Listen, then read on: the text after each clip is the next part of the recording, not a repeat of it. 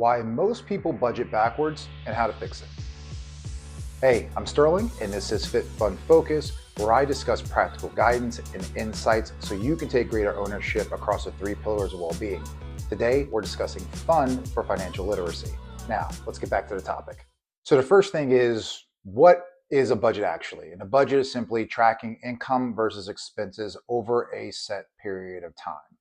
And these items include your income, your fixed expenses, like your mortgage or your rent, variable expenses, entertainment as an example, and finally, paying yourself first, saving money.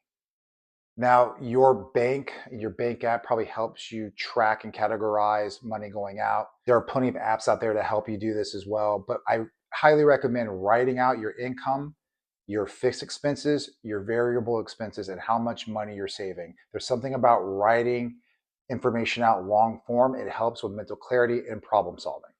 This next step is very important after you determine your budget, your income versus your expenses. And that is determining what your needs are versus your wants versus your preferences. You see, most people don't think about their budget in terms of needs, wants, and preferences.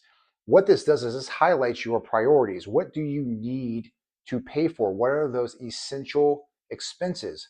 What are those expenses that are simply wants? And what are those expenses that are preferences? Once you write this information out, you'll have a very clear understanding, again, of what your priorities are and where you should be allocating your money.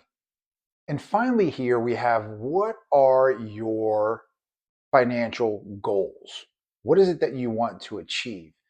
And once you determine what that is, you need to determine the time it'll take you to achieve that goal, and you need to instill discipline. You see, goals equals time plus discipline. And as this relates to your budget, again, once you determine your income versus what those expenses are, and you've categorized those expenses into fixed versus variable, wants versus preferences, if there is a goal in the wants or preferences category, then it's a matter of time and it's a matter of discipline, setting that money aside in order to reach that ultimate goal.